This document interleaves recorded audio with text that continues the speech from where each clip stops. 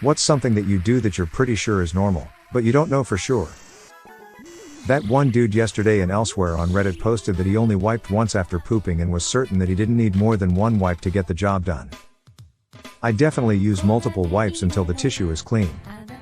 But now I'm questioning if there are secretly a bunch of, literal, nasty-ass people out there. I had a roommate years ago that complained there was 4 of us, 3 dudes 1 girl, used too much toilet paper weekly. He claimed his family only used 1 roll per week. Every time he left his room the hallway smelled so fucking bad, there was a mix of man sweat, probably shit and other bodily fluids. And he somehow managed to get a GF. One of those clip-on bidets cost about $60 on Amazon, can be installed by anyone with an adjustable wrench, and pays for itself within a couple months depending on your family size. And your butthole? Way cleaner than toilet paper ever could do. Putting my hands on my pockets where I keep my phone/wallet when I closely pass by someone, just in case they may be a pickpocket. Maybe it's just because I wear hoodies a lot but my hands are normally already in my pocket generally, so I'd say it's a fine behavior. You may be possibly paranoid, but it's also a better safe than sorry habit, especially in a more crime-heavy area if so. Yeah, I'm currently in an area where I'm pretty much and pretty obviously the only foreigner, so I'm most likely the first target anyone will go for. Not mistrusting the people though, but I know from experience that one rotten apple can ruin an otherwise amazing experience. Keep in mind you're letting anyone watching you know which pocket has the important stuff in it. Look at each side of a potato chip/Dorito to determine what side I want to put against my tongue. Yes, because the cheesiest side of the Dorito needs to be directly on the taste buds. See, I'm the other way, cheesiest on top so the flavor disperses over all the crunches and doesn't feel gritty on my tongue. The grit is part of why I like to put well-seasoned side down. When I first start eating chips, I'll pick out one to save for last bonus if it's folded/curled over itself. Having imaginary conversations with people that I know will never actually happen in real life. I'm much braver in those talks than real talks. Lol, just 5 minutes ago I screamed some profanities in the mirror at this person, and then texted them with a clearer mind and blocked them. So maybe it's actually a good strategy. It is. I spend my life trying to argue with people online, delete it because I realize I'm being stupid, and then do something better with my time. I daydream constantly. I'll sit there and be imagining I'm the hero of some story, or I just won $1 billion and how I'm spending it. I just have an imagination I get lost in when nothing is happening. If someone walks into the room while I'm doing this, I will often get startled because I'm so caught up in my thoughts. Same. It's so easy to get lost when you have an extremely vivid imagination. Sometimes I think it's childish, but then I realize it's honestly just a relaxing habit that maybe some adults are too stressed to be able to practice. This can actually become a type of disorder, where people stop really pursuing things in real life because they're so caught up daydreaming. I think the movie The Secret Life of Walter Mitty is based off of it. Whenever I haven't talked to a person for a couple of hours, I just say something out loud to test if my voice still exists. I do that if my husband goes away and I'm at home alone for a few days. A few hours before he comes back I check my voice still works. Scary if something answers back from a cupboard. Scary when someone screams at you from outside the cupboard.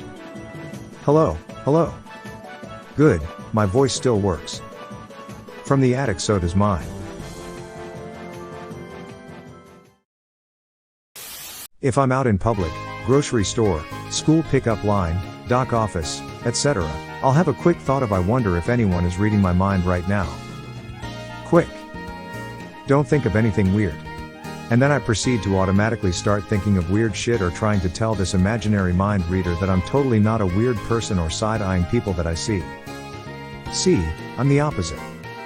If I was in public and thought someone might be reading my mind, I would start intentionally thinking of the most bizarre shit imaginable and try to figure out who it was by their utterly shocked expression. Caveat emptor, dude, I'm a fucking weirdo. You should have stayed in your own head. I used to do something similar, except instead I'd tell jokes in my mind and try to flush it out by making them laugh. Either mind reading doesn't exist, or I'm just not funny. Ah yes, greetings fellow paranoid person. Horrible intrusive thoughts. They pop in without warning, and without trigger. And hashtag X200B. It's usually the standard what if I drove off the side of this bridge, or I bet it would hurt to stab myself with this thing, but they can even be worse. I was washing dishes yesterday. My wife was heading to our bedroom to pick something up. For some reason, I imagined her grabbing my gun and blowing her brains out. It really upset me. I had to pull her aside and give her a big hug, and I explained to her what happened, to where she reminded me I can't even load the fucking thing. Do y'all do shit like this? I often think what would happen if I suddenly threw this cup of tea in this person's face. It's not even someone I dislike. I do that with all sorts of bizarre scenarios. Not necessarily violent, just imagine what people would do if I acted out in some crazy way at a completely unexpected time. The amount of water I can consume. I know they say you should drink when you are thirsty, but I can be thirsty a lot, especially during warm weather, summer days. I can easily drink 100 ounces, or about 3 liters, of water a day. I drink so much water. I swear it's easily a gallon per day if I have water by me the whole day. It's funny too, because everyone in my social circle hates water and almost never drink it, and I just don't understand how that's even possible. Water is amazing. I used to think I hated water until about 2 years ago I forced myself to drink it, and now it's all I crave. I now believe people only hate it because they never drink it at all. My husband and I are the opposite. We can very easily not drink the entire day. I never feel thirsty, and have to set alarms to remind myself to drink. I have conversations and heated debates with myself. Not out loud, but I'm fixated on something, I will zone out and like 4 versions of me are in my head. I have a lot to say, but why say it out loud when you already have 4 people in your head you can talk to? Edit. The reaction this is getting truly fascinates me. Some relate, some think I should go to therapy, some think it's healthy lamau. The funny thing is I only said the tip of the iceberg. Edit 2. So me talking about my masturbation skills and my, possibly, undiagnosed case of DID are my 2 most upvoted comments? Wow, Reddit, you never fail to amuse me. Me too, I talk with myself, not to myself. There's only one other version of me who I believe is the a bit more darker side of me. Sorry for the English, when I really want to say things I forget grammar. No worries, I completely get it. That's what some people don't understand. There's a difference between talking to yourself versus talking with yourself. If I have a song stuck in my head, I often click my teeth to the drum beat. When my wife notices me doing it, she asks me what the song is. Edit. Honestly blown away by how many of us there are. Also, thanks for the awards. Ah, that's cute. I'm a drummer. Been doing this for like 35 years.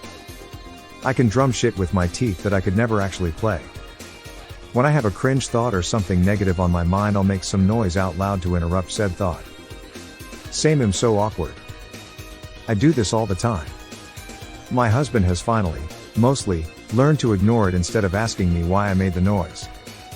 My therapist actually told me to do this. She said if I have a negative thought about myself was the issue. She said actually saying no out loud interrupts the thought and keeps you from continuing it. I feel like it really works.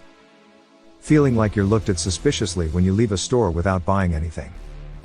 Or entering a small mom and pop shop where the clerk is super friendly, and feeling like you have to buy something before you leave or else you'd be a huge jerk.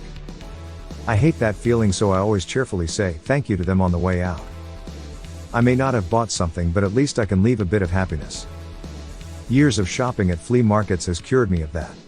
Just looking or seeing what you got are said almost as much as hello. PLS stop, that's the worst feeling. When I add 7 plus 4, I break up the 4 into 3 plus 1. 7 plus 3 is obviously 10, 10 plus 1 equals 11. There is probably several other examples of math problems I break up in my head to make solving easier. I also do this. Especially with times tables, I'll break them down. Like 7 by 5 will be 5 by 5 equals 25, 2x 5 equals 10, 10 plus 25 equals 35. I do this, it helps a lot actually. Making 17 plus 23 into 30 plus 10 is way simpler. I saw your 17 plus 23 and immediately changed it to 20 plus 20. I like single digit switches. I like the way you think.